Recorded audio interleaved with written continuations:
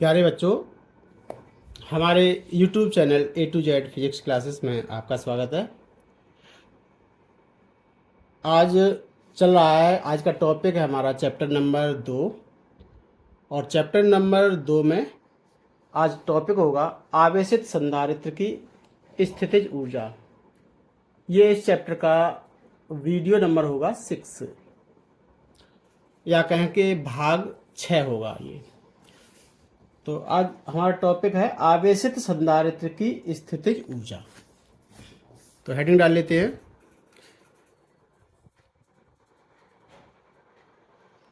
आवेशित संधारित्र की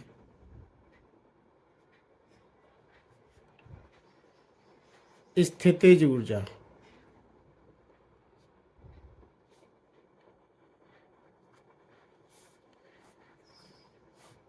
आवेशित संधारित्र की स्थितिज ऊर्जा, potential energy of A charged capacitor.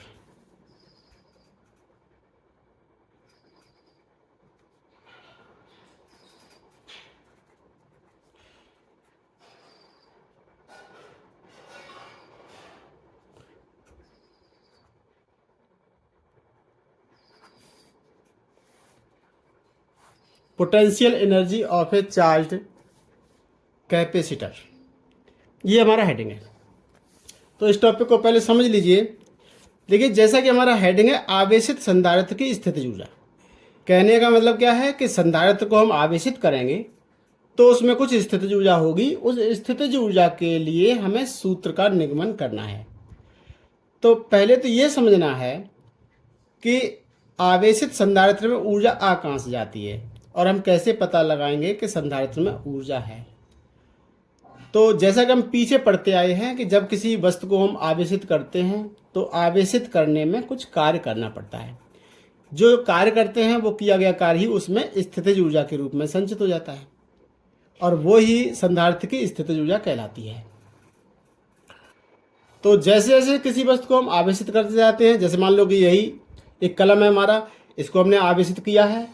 तो आवेशित करने के कारण मान लो कि इसको हमने ऋणावेश दिया है। तो ऋणावेश दिया हुआ है तो और जब हम इसको आवेश देंगे तो वो पहले का ऋणावेश जो नए आने वाले ऋणावेश को, इलेक्ट्रॉन को प्रतिकर्षित करेगा, लेकिन उस बल के हम धक्का लगाकर उसको और आवेश देते जाएंगे। इसी प्रकार से जो संधारित्र होता है, समांतर प्लेट संधारित्र हो या किसी भी प्रकार का संधारित्र हो, संधारित्र जो है समांतर प्लेट संधारित्र है, उसको हम आवेशित करते चले जाएंगे तो पहले जो आवेश प्लेट पर आ जाएगा वो नए आने वाले आवेश को वापस भेजने का प्रयास करता है। तो उस एक बल लगाता है, तो बल के विरुद्ध हमें आवेश देना पड़ता है, जिसमें हमें कुछ कार्य करना पड़ता है।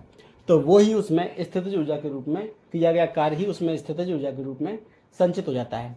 तो यही इसकी परिभाषा निकल कर आती है कि किसी संधारित्र को आवेशित करने में जो कार्य किया जाता है या कार्य करना पड़ता है वही उस संधारित्र की स्थितिज ऊर्जा कहलाती है या वैद्युत स्थितिज ऊर्जा कहलाती है।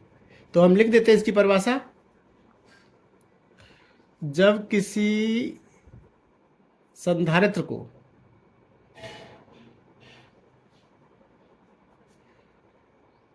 आवेशित किया जाता है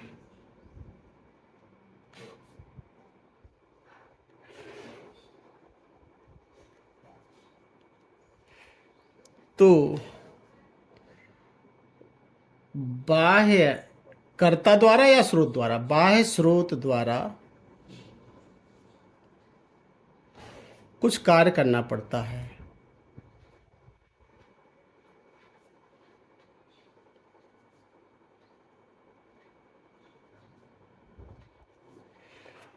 जो संधारित्र में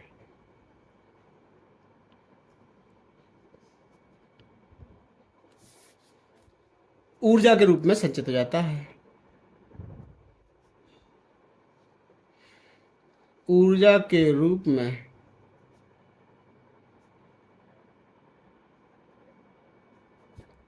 संचित हो जाता है,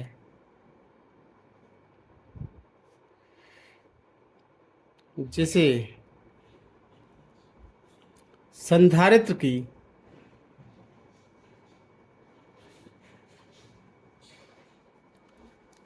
स्थितिज ऊर्जा या वैद्युत स्थितिज ऊर्जा कहते हैं। वैद्युत स्थितिज ऊर्जा कहते हैं। और यू से प्रदर्शित करेंगे, यू से प्रदर्शित करते हैं। ठीक है, तो ये हो गई संधारित्र की स्थितिज ऊर्जा। अब देखिए, जैसे अब इसमें स्थितिज ऊर्जा है, ये कैसे हम पता लगा सकते हैं। एक संधारित्र है, संधारित्र की दो प्लेटें हैं। अब दो प्लेटों के बीच में वो अगर उसको आवेशित कर दिया जाए तो ये हमें ज्ञात करना है कि इसमें ऊर्जा है। हम क्या कर सकते हैं कि दोनों प्लेटों को किसी बल्ब द्वारा जोड़ दें या कोई और स्रोत जो बिजली से चलता हो उससे हम जोड़ दें। तो हम क्या देखेंगे कि जैसे मान लो बल्ब से ही जोड़ दिया, संधारित्र की दोनों प्लेटों से एक तार लीजिए और एक बल्ब से जोड़ दो, तो वो बल्ब जल जाएगा थोड़ी देर के लिए, क्षण भर के लिए जल जाएगा। इसका अर्थ ये है कि संधारित्र में बिजली थी, विद्युत थी, और उस विद्युत के कारण बल्ब जला। तो यानी उसमें प्रकाश करने की क्षमता थी। तो प्रकाश उत्पन्न करने की क्षमता उसी में होगी जिसमें ऊर्जा होगी। तो इस प्रकार से ये निष्कर्ष निकलता है कि कोई संधारित्र जो कि आवेशित हो उसमें ऊर्जा होती है और वो स्थितिज ऊर्जा होती है। ठीक है, तो ये निकल के आ गया, यानी ये हमारा टॉपिक था आवेशित संधारित्र की स्थितिज ऊर्जा।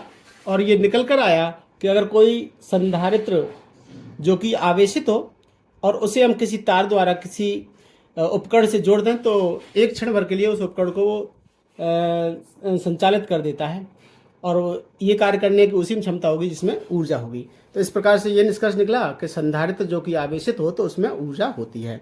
तो वही हमारा हेडिंग है, आवेशित संधारित्र की स्थितिज ऊर्जा, और उसके अंतर्गत वो स्थितिज ऊर्जा के रूप में होती है। तो हम यहाँ पर ये मानते हैं कि कोई संधारित्र है जो कि आवेशित किया जा रहा है, तो आवेशित करने में किए गए कार्य की हमें गणना करनी है। तो हम ये मान लेते हैं कि माना किसी क्षण किसी संधारित्र को आवेशित करते समय उसको Q डैश आवेश दिया गया था और उस समय उसको उसके प्लेटों के बीच विभवांतर V डैश था। तो यहाँ पर लिख दीजिए, माना किसी संधारित्र को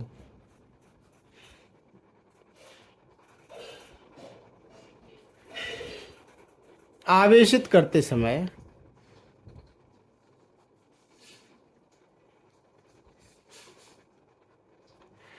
किसी क्षण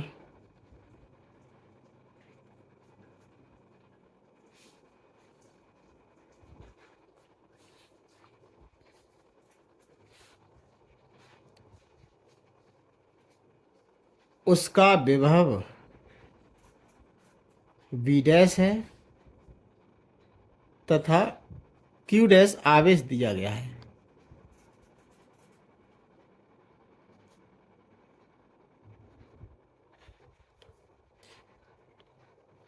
Q डैश को आवेश दिया गया है। तो सूत्र होता है विभव बराबर यानी आवेश बटे धारिता, Q इक्वल टू CV। ये सूत्र होता है Q बराबर CV, या कहें कि धारिता C बराबर Q बटे V। धारिता का ही ये सूत्र था, C बराबर Q अपॉन V। संधारित्र की धारिता हो या किसी चालक की धारिता हो, उसका यही सूत्र था। तो हमने यहाँ पर V निकाल लिया है, तो V बराबर निकल आएगा Q बटे C। लेकिन हमने बताया कि इसको आवेश दिया गया था Q डैश, तो यहाँ पर Q डैश लिख देंगे, और तब इसमें उत्पन्न हुआ विभव था वो था V डैश। इतना विभव यहाँ पर उत्पन्न हुआ था। तो इस क्षण अब मान लीजिए कि इसको हमने सूक्ष्म आवेश dq दिया हुआ है। यदि संधारित्र को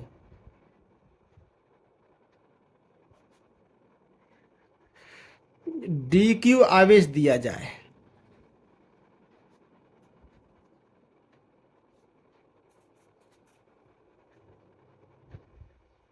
तो आवेशित करने में किया गया कार्य,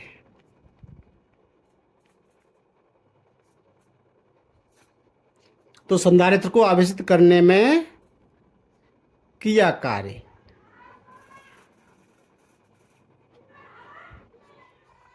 किया क्या, देखिए यहाँ पर सूक्ष्म आवेश दिया है, dq सूक्ष्म आवेश दिया है। सूक्ष्म आवेश देंगे तो सूक्ष्म कार्य किया जाएगा, सूक्ष्म कार्य करना होगा।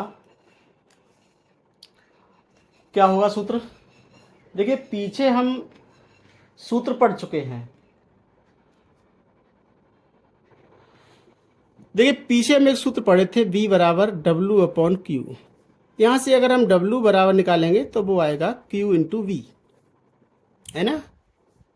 तो इसी से DQ एंड DW बराबर क्या आ जाएगा, आवेश गुणा विभव। तो आवेश तो था V डैश इंटू विभव था V डैश, यानी यहाँ पर हमें आवेश गुणा विभव करना है। तो विभव है V डैश और आवेश है DQ। कहने का मतलब DQ आवेश देंगे तो किया गया कार्य इस सूत्र से निकालेंगे, कार्य बराबर विभव गुणा आवेश। तो कार्य बराबर विभव गुणा आवेश, विभव है V डैश और दिया गया आवेश है DQ। तो V डैश का ऊपर से मान रख दीजिए, तो DW बराबर V डैश का मान यानी Q dash upon C into DQ। तो सूक्ष्म आवेश DQ देने पर किया गया कार्य DW होगा। अतः यदि संपूर्ण आवेश मान लो कि Q दिया जाए तो कुल किया गया कार्य निकालने के लिए इसका इंटीग्रेशन कर देंगे। अतः संधारित्र को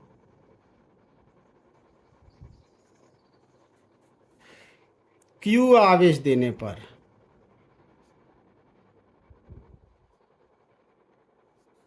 किया गया कुल कार्य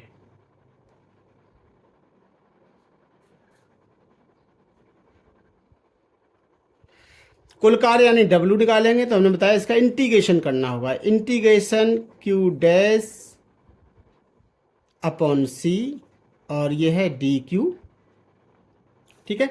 और कुल आवेश दिया गया है Q, तो हम उसे लिमिट में ले लेंगे, 0 से लेकर Q तक आवेश दिया जा रहा है, ठीक है। तो अब हम इसका क्या करेंगे, इंटीग्रेशन कर देंगे। जो कांस्टेंट है उसको बाहर निकाल लो, यानी C कांस्टेंट है जो नीचे है, तो लिख लेंगे 1/C integration within limit 0 to Q और Q dash upon Q dash into DQ। यहाँ पर इंटीग्रेशन का एक फार्मूला होता है, x⁴n का इंटीग्रेशन x के ही सापेक्ष होता है, x⁴n प्लस 1/n+1। इस फार्मूले का यूज हम कई बार पीछे भी कर चुके हैं।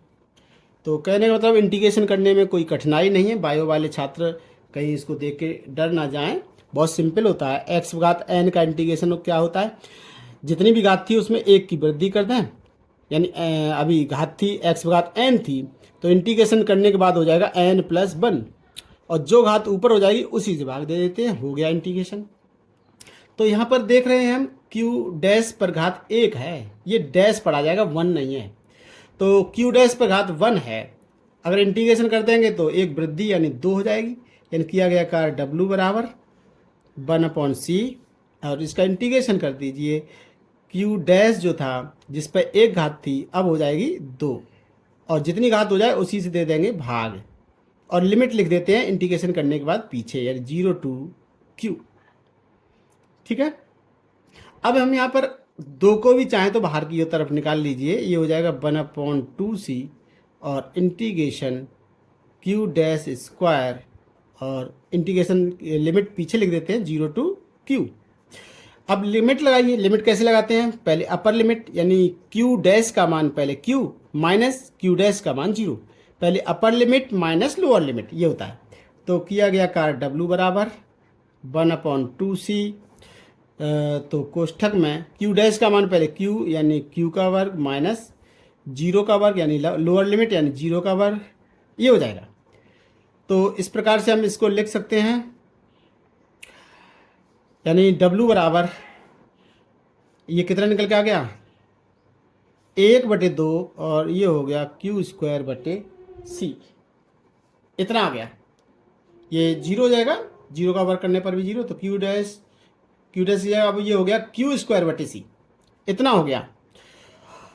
इसे अब ये किया गया कार्य हमने बताया था, जैसे परिभाषा में बताया कि जो किसी संधारित्र को आवेशित करने में जो कार्य करना पड़ता है वो किया गया कार्य ही उसमें ऊर्जा के रूप में, स्थितिज ऊर्जा के रूप में संचित हो जाता है, वही उसकी स्थितिज ऊर्जा U होती है। तो लिख देंगे ये किया गया कार्य W जो है स्थितिज ऊर्जा के बराबर होगा या स्थितिज ऊर्जा में कन्वर्ट हो जाता है। यह कार्य संधारित्र में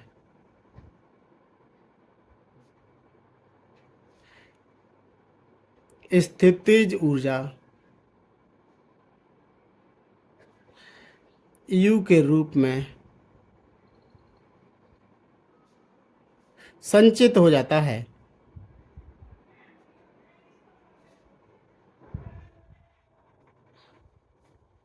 अतः क्या निष्कर्ष निकला, यानी U बराबर, यानी जो W का सूत्र था अब वही U का सूत्र हो जाएगा। U बराबर हो जाएगा 1/2 Q² / C। एक तो ये सूत्र हो गया। अगला इसी का हम दूसरे रूप में, सूत्र तो यही होगा, अभी स्थित ऊर्जा का सूत्र Q और C के रूप में है। यदि हम Q का मान रखते हैं तो दूसरे रूप में आ जाएगा। जैसा कि हम पढ़ चुके हैं Q बराबर होता है CV, तो यही सूत्र Q की जगह CV लिख दीजिए इस सूत्र में। तो ये हो जाएगा U बराबर 1/2, तो ये हो जाएगा देखो C² V²/C। एक C से एक C कट जाएगी और ये हो गया U बराबर 1/2 CV²।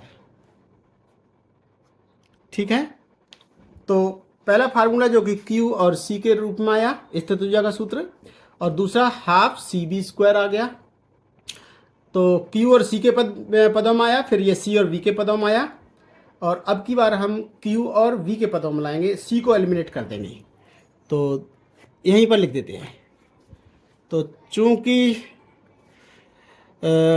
Q बराबर CV होता है तो यहीं से C बराबर हो जाएगा Q/V। C बराबर Q/V यहाँ रख दीजिए। इसलिए U बराबर, चूंकि, और ये इसलिए एक U बराबर 1/2 C का मान, ये C है, C का मान कितना है यहाँ से देख लो, यानी Q/V इंटू V²। एक V से एक V कट जाएगा और U बराबर आ गया 1/2 QV। तो ये हो गया। इस प्रकार से ये निकल के आया आवेशित संधारित्र की स्थितिज ऊर्जा की तीन सूत्र हैं, या कहें कि तीन रूप हैं। तो U का एक सूत्र है Q और C के पदों में, दूसरा है C और V के पदों में, और तीसरा है Q और V के पदों में। इस प्रकार से ये तीन सूत्र निकल आते हैं। अब बात आती है कि ये ऊर्जा रहती कहाँ है।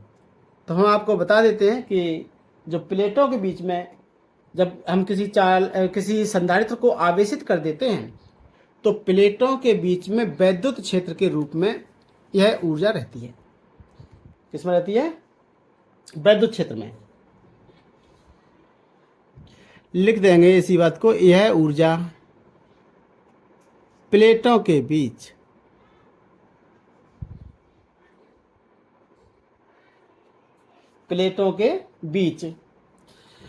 वैद्युत क्षेत्र में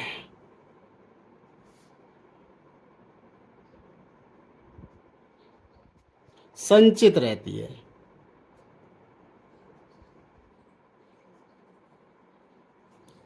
ठीक है, देखिए नेक्स्ट टॉपिक है हमारा आवेशित समांतर प्लेट संधारित्र की प्लेटों के बीच वैद्युत क्षेत्र में ऊर्जा घनत्व। तो अब ये ऊर्जा घनत्व क्या है इसको समझ लीजिए।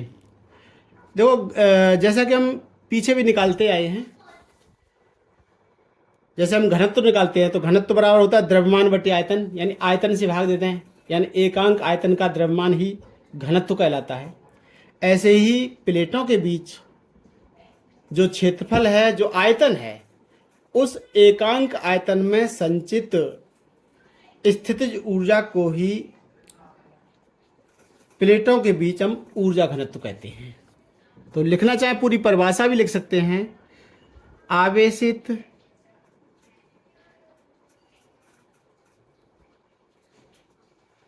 संधारित्र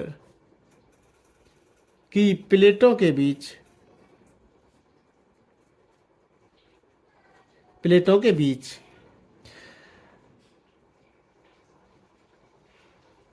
एकांक आयतन में संचित स्थितिज ऊर्जा को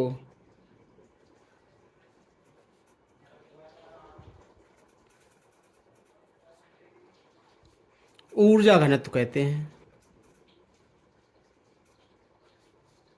ऊर्जा घनत्व स्मॉल यू कहते हैं। तो ऊर्जा घनत्व को यहाँ पर स्मॉल यू से नोट किया गया, यू कहते हैं। तो कहने का मतलब क्या हो जाएगा, यानी स्मॉल यू बराबर कुल ऊर्जा बटे उसका प्लेटों के बीच के स्पेस का यानी आकाश का आयतन, ये होगा। तो हम क्या करेंगे, तो कैपिटल यू निकाल लीजिए, और कैपिटल यू हम ऑलरेडी जानते हैं, पहले से ही हम जानते हैं, चूँकि हमने यहाँ पर एक हेडिंग लिखा है समांतर प्लेट संधारित्र की। तो धारिता जहाँ पर भी आएगी वहाँ पर समांतर प्लेट संधारित्र की जो धारिता का सूत्र होता है एप्सिलॉन 0 A बटे D, वो हम लगाएंगे। तो कुल ऊर्जा का सूत्र होता है U बराबर हाफ CV²। अब चूंकि हम पहले से ही जानते हैं कि चूंकि धारिता यानी C बराबर होता है समांतर प्लेट संधारित्र की धारिता का सूत्र होता है एप्सिलॉन 0 A अपॉन D, ये भी जानते हैं, और विभवांतर V बराबर होता है ED। ये सूत्र हम कई जगह यूज कर चुके हैं। ये ED कहाँ से निकला, यानी वैद्युत क्षेत्र की तीव्रता E बराबर था विभवांतर बटे उनके बीच की दूरी D, है ना। ये हम सूत्र कई जगह यूज कर चुके हैं, वो यहाँ पर लिख दिया है। तो ये दोनों मान हम ऊपर वाले सूत्र पर रख देंगे।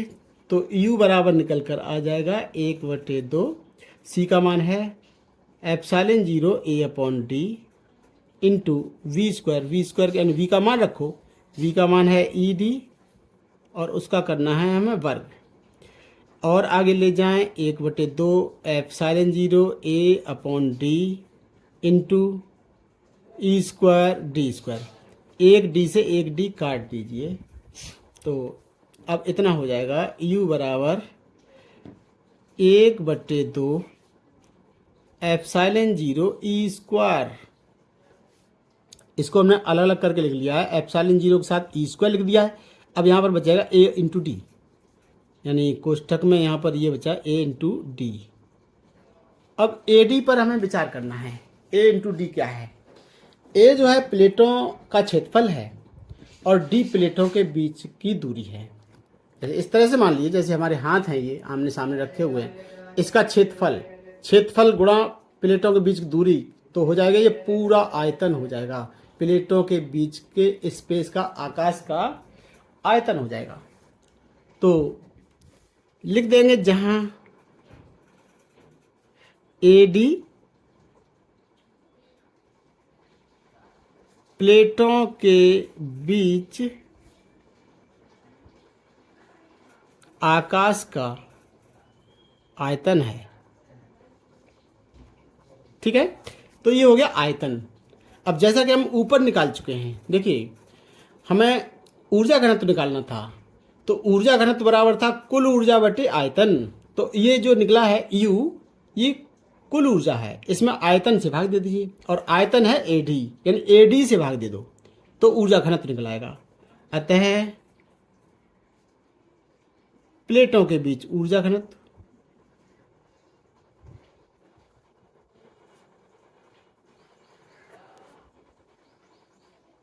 प्लेटों के बीच ऊर्जा घनत्व यानी स्मॉल U बराबर होता है कुल ऊर्जा बटे, ऊपर लिख चुके हैं हम, कुल ऊर्जा बटे आयतन, और कुल ऊर्जा बटे आयतन, आयतन का सूत्र आयतन होता है AD जो है आयतन है, तो AD हमने लिख दिया यहाँ पर।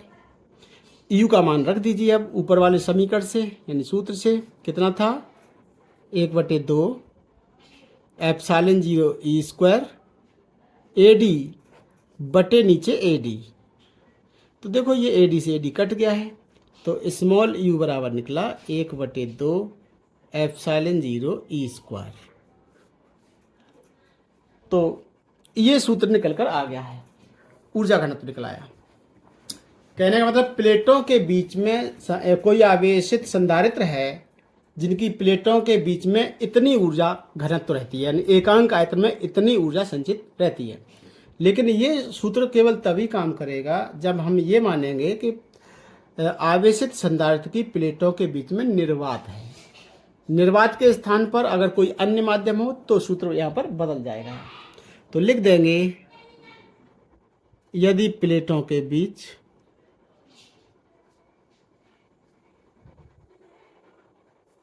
निर्वात के स्थान पर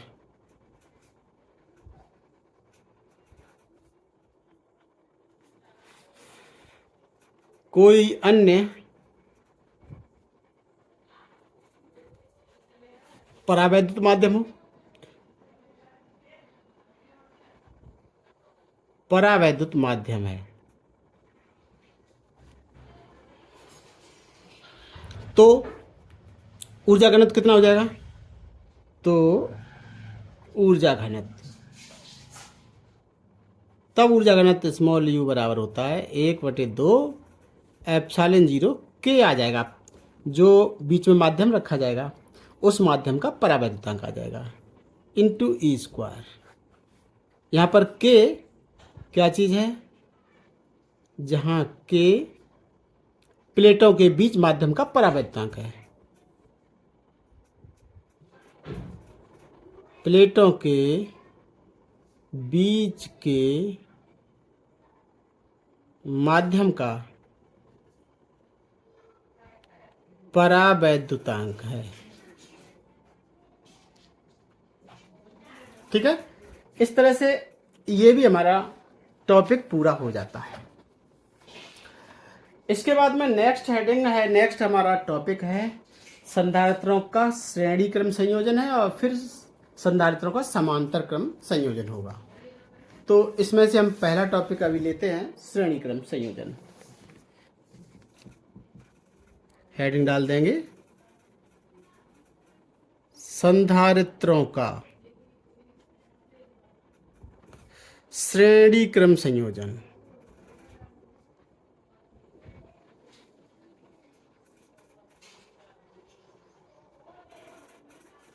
सीरीज कॉम्बिनेशन ऑफ कैपेसिटर्स।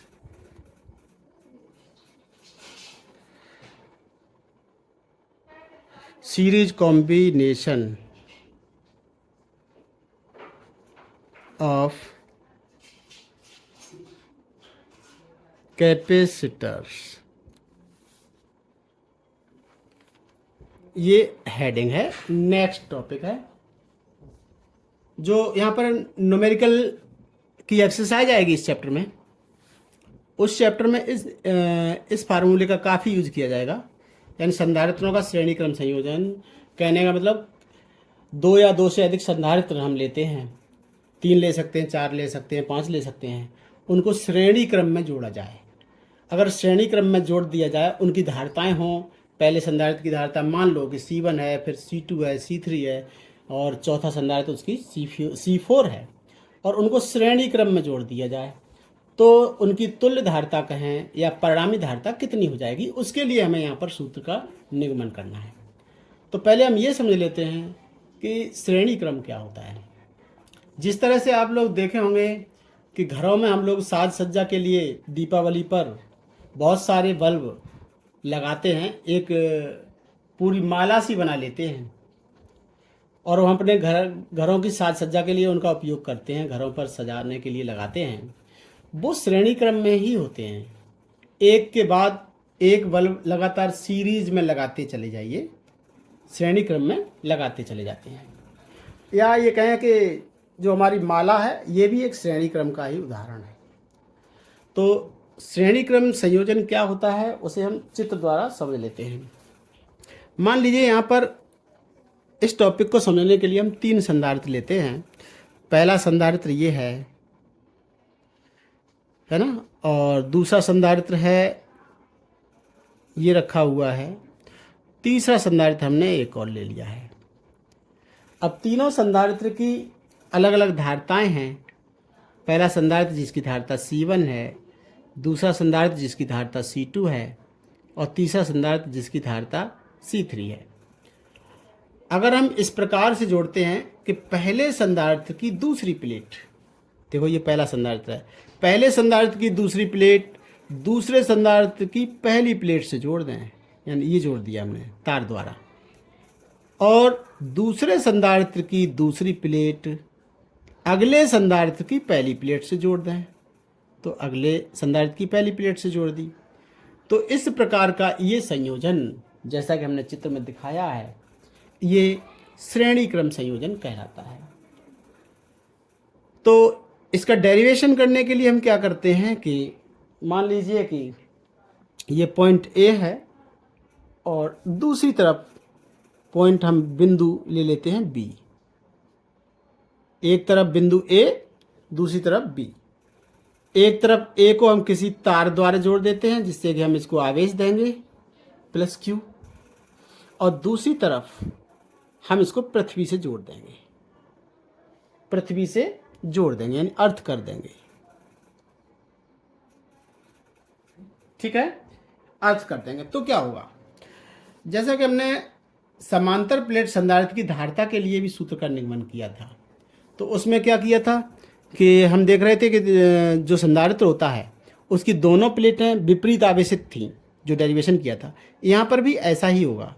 जैसे ही हमने प्लस क्यू आवेश दिया है पॉइंट ए पर जहाँ पर जुड़ा हुआ है, तो पहला संधारित्र जिसकी धारिता C1 है उसकी पहली प्लेट धनावेशित हो जाएगी। धनावेशित हो जाएगी तो लिख देंगे इस पर हो जाएगा प्लस क्यू आवेश। तो क्या होगा, वैद्युत प्रेरण द्वारा, यानी ये धनावेश क्या करेगा, सामने वाली प्लेट का ऋणावेश अपनी ओर खींच लेगा, यानी अंदर साइड ऋणावेश उत्पन्न हो जाएगा। तो अंदर हो जाएगा माइनस क्यू वैद्युत प्रेरण द्वारा। और बाहरी हिस्सा जो होगा, यानी इस प्लेट का बाहरी हिस्सा होगा, वो धनावेशित हो जाएगा। लेकिन बाहर का हिस्सा हमने अगली प्लेट के अगले संधारित्र की प्लेट से जोड़ दिया है, अतः ये धनावेश जो होगा आगे की ओर चला जाएगा और अगले संधारित्र की पहली प्लेट पर ये धनावेश उत्पन्न हो जाएगा प्लस क्यू। और वैद्युत प्रेरण द्वारा दूसरे संधारित्र की जो आंतरिक प्लेट होगी, अंदर वाला प्लेट का हिस्सा होगा, वो ऋणावेशित हो जाएगा, यानी माइनस क्यू आवेश उत्पन्न हो जाएगा।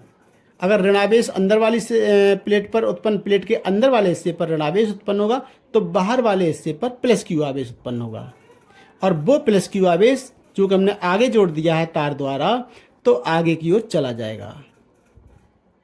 और इसी क्रम में सामने वाली प्लेट का अंदर वाला हिस्सा माइनस क्यू आवेशित हो जाएगा और बाहर वाला हिस्सा प्लस क्यू आवेश से आवेशित हो जाएगा, और वो प्लस क्यू आवेश पृथ्वी में चला जाएगा।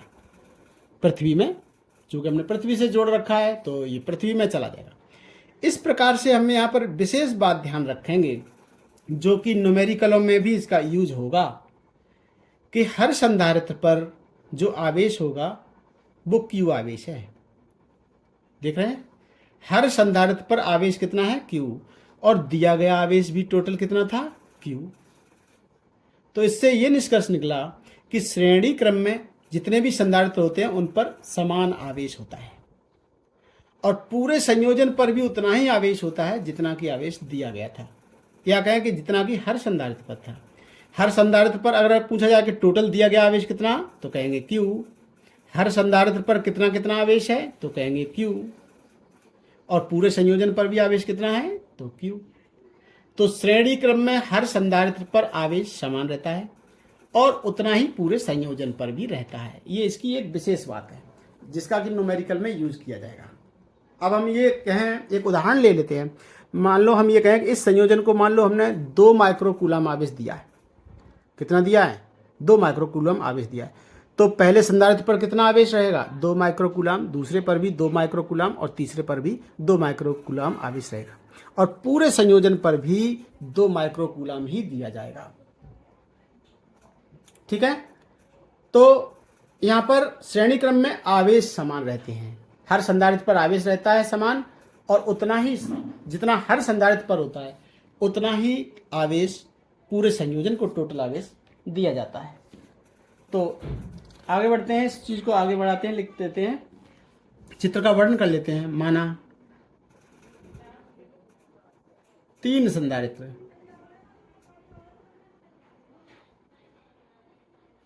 जिनकी धारिताएं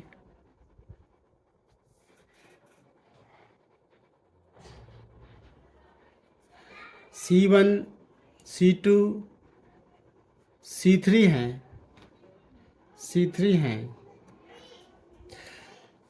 श्रेणी क्रम में चित्रानुसार जोड़े गए हैं।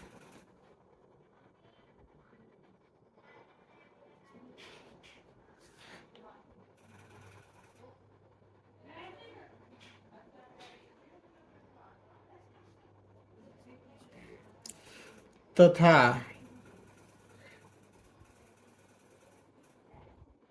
संयोजन को प्लस क्यू आवेश दिया गया है।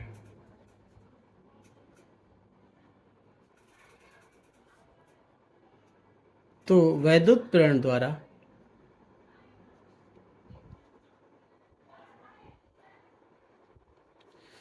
प्रत्येक संधारित्र पर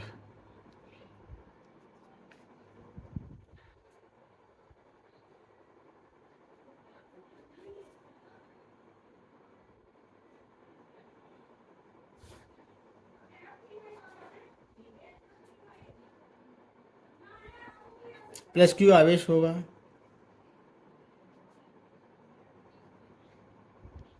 ठीक है, कितना आवेश हो जाएगा? प्रत्येक संधारित्र पर भी प्लस क्यू आवेश होगा। अब यदि हम ये मान लें कि उनके कारण कुछ विभव भी उत्पन्न होंगे, यदि तीनों पर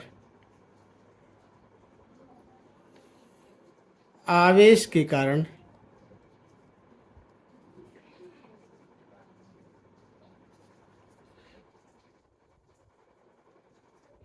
विभव क्रमशः, विभव न कह के विभवांतर कहें, विभवांतर क्रमशः V1 V2 व V3 हो,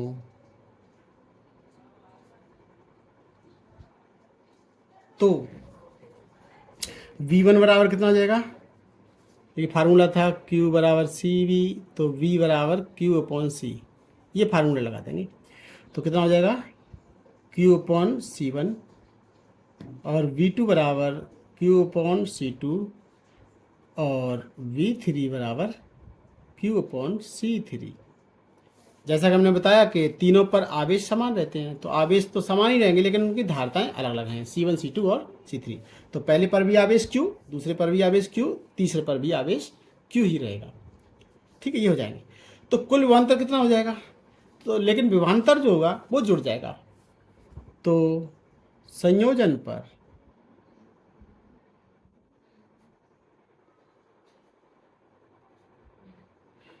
कुल विभवांतर कितना हो जाएगा?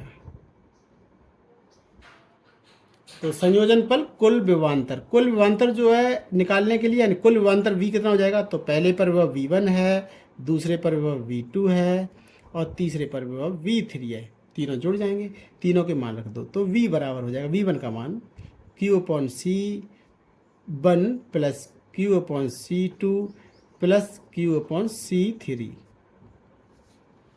ठीक है, इनमें यदि हम चाहें तो Q को कॉमन ले सकते हैं, Q कॉमन हो गया। अब बचा 1/C1 plus 1/C2 plus 1/C3। ठीक, चूंकि हमारा हेडिंग क्या है, हेडिंग पर आ जाते हैं। लिखा है संधारित्र का श्रेणी क्रम संयोजन। तो श्रेणी क्रम संयोजन का मतलब है कि संधारित्र अगर श्रेणी क्रम में जुड़े हुए हों तो उनकी परिणामी धारिता क्या होगी, यानी परिणामी धारिता C निकालना है। तो C निकालने के लिए अब हम यहाँ पर यदि ये मान लें कि ये तीन संधारित्र नहीं है बल्कि एक संधारित्र है, तीनों मिलकर एक तुल्य संधारित्र बनाते हैं, परिणामी संधारित्र बनाते हैं, और उसकी धारिता C है, ऐसा हम मान लें। माना संयोजन की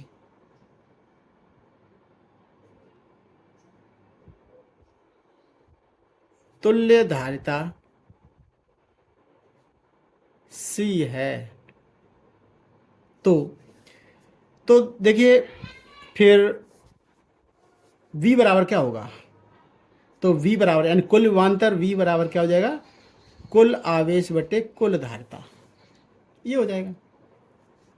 फिर समझ लीजिए, हम यहाँ पर ये मानते हैं कि ये तीन संधारित्र नहीं है, एक संधारित्र है जिसकी धारिता C है। तो C तो हो गई उसकी धारिता, और टोटल विभवांतर कितना है? टोटल विभवांतर हमने बताया कि तीनों संधारित्र का मिलाकर कुल विभवांतर जो है वो V है। यानी पहले पर तो विभवांतर है V1, दूसरे पर V2 और तीसरे पर V3, और कुल विभवांतर दिया गया था, मान लो कि यहाँ पर कुल विभवांतर जो उत्पन्न हुआ है वो V है। तो कुल विभवांतर V बराबर क्या था? V1 plus V2 plus V3, तीनों के विभवांतरों के योग के बराबर कुल विभवांतर हो गया। तो अब हम ये मान लें कि तीन संधारित्र की जगह एक संधारित्र मान लें जिसकी धारिता तो है C, तो उस पर विभवांतर कितना होगा, V। तो धारता C, विभवांतर V और कुल आवेश दिया गया था वो है Q। तो सीधा हो जाएगा परिणामी विभवांतर बराबर कुल आवेश, यानी कुल आवेश Q था, बटे कुल धारता तीनों के मिलाकर कितनी हमने मान ली है, किसी है ऊपर लिख दिया हमने, मानस संयोजन की तुल्य धारता, यानी पूरे तीनों की मिलाकर कुल धारता C है। तो C आ जाएगा, ये मान ऊपर वाले सूत्र में रख दें, इसलिए अब ये हो जाएगा, यहाँ पर रख दें V का मान Q बटे C, यहाँ रख दीजिए। तो ये हो जाएगा Q अपॉन C बराबर Q और कोष्ठक में 1/C1 plus 1/C2 plus 1/C3। दोनों तरफ से Q को काट दीजिए। अब ये हो जाएगा 1/C बराबर 1/C1 plus 1/C2 plus 1/C3। ये निकल कर आ जाएगा। कहने का मतलब, अगर तीन संधारित्र जिनकी धारताएं C1, C2 और C3 हैं, उन्हें श्रेणी क्रम में चित्र के अनुसार जोड़ा जाए तो तुल्य धारता C के लिए ये सूत्र होगा। तुल्य धारता को इसको कैसे हम डिफाइन करेंगे, किस तरह से इसको अपने शब्दों में कहेंगे, यानी तुल्य धारता है C, तो तुल्य धारता का C नहीं आप लिखा है 1/C, यानी तुल्य धारता का व्युत्क्रम के रूप में लिखा हुआ है, बटे के रूप में लिखा हुआ है। किसके बराबर होगा, पहले संधारित्र की धारता के व्युत्क्रम प्लस दूसरे संधारित्र की धारता के व्युत्क्रम और तीसरे संधारित्र की धारता के व्युत्क्रमों के योग के बराबर होगा। अथवा कहें कि श्रेणी क्रम में संधारित्रों की तुल्य धारता का व्युत्क्रम अलग अलग धारताओं के व्युत्क्रमों के योग के बराबर होता है। क्या निष्कर्ष निकला, इस प्रकार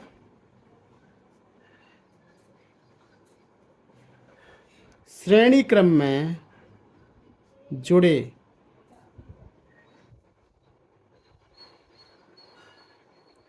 संधारित्रों की तुल्य धारता का व्युत्क्रम, तुल्य धारता का व्युत्क्रम किसके बराबर होगा, अलग अलग धारताओं के व्युत्क्रमों, अलग अलग धारताओं के व्युत्क्रमों के योग के बराबर होता है।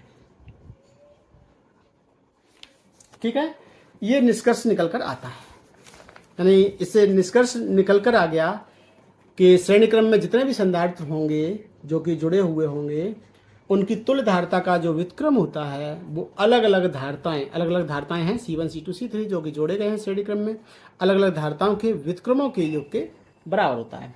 अब यहाँ पर एक विशेष बातें जो हैं वो याद रखने की हैं, जो कि न्यूमेरिकल में बहुत ज़्यादा इनका यूज होता है, वो ध्यान रखने की बात है। यहाँ पर एक विशेष बात ये है, अगर हम श्रेणी क्रम में जो संधारित्र जोड़ देते हैं, ये चित्र में जो कि हमने दिखाए हैं, तो यहाँ पर जो तुल्य धारता निकलेगी वो अलग अलग धारताओं में जितनी सबसे कम धारता होगी उससे भी कम धारता निकल कर आती है। यानी श्रेणी क्रम में परिणामी धारता जो निकलेगी वो श्रेणी क्रम में जोड़े गए तीनों संधारित्र या जितने भी संधारित्र जोड़े गए हैं उनकी सबसे कम धारता से भी कम प्राप्त होती है। क्या निष्कर्ष निकला, विशेष में क्या लिखेंगे, नंबर 1, श्रेणी क्रम में परिणामी धारता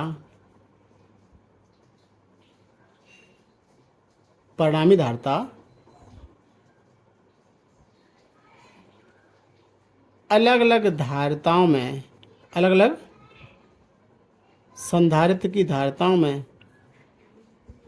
संधारित्र की श्रेणी क्रम में परिणामी धारता कितनी होती है, अलग अलग संधारित्रों की सबसे कम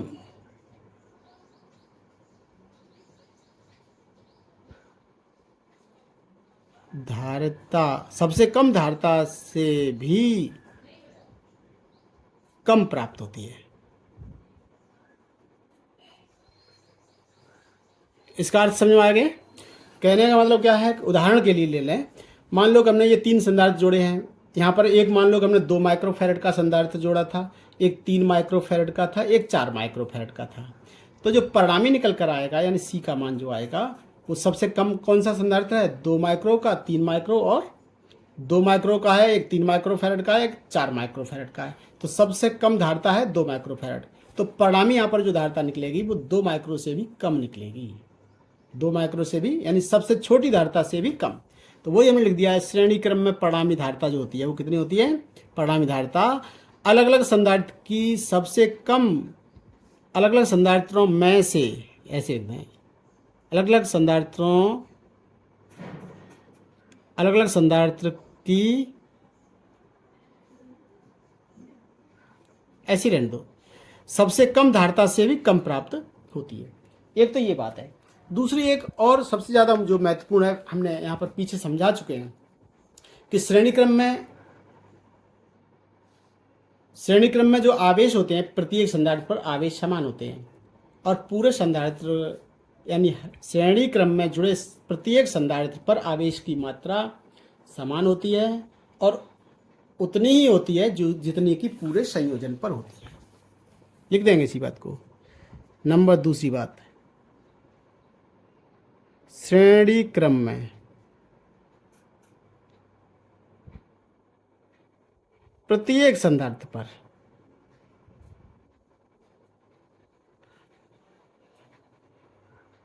आवेश की मात्रा समान होती है। एक तो ये बात कहनी है,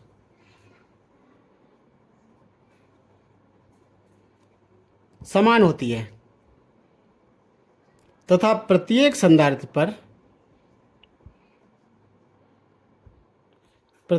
संधारित्र पर उतनी ही होती है,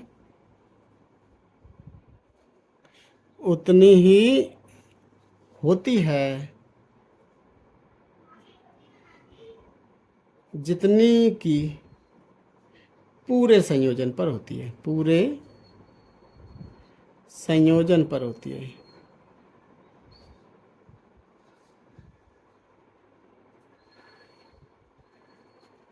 ठीक है, ठीक है, ये टॉपिक क्लियर हो जाता है।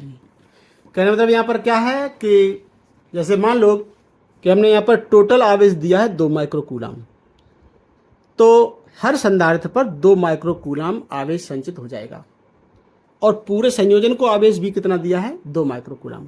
तो पूरे संयोजन पर भी आवेश 2 माइक्रोकूलम होगा और हर संधारित्र पर आवेश भी 2 माइक्रोकूलम ही होगा। इस प्रकार से ये टॉपिक खत्म होता है। आज का वीडियो हम यहीं पर रोकते हैं। आज वीडियो इतना ही रखेंगे और मिलते हैं हम नेक्स्ट वीडियो में नेक्स्ट टॉपिक के साथ। इसके नोट्स आप लोगों को नीचे डिस्क्रिप्शन बॉक्स में मिल जाएंगे।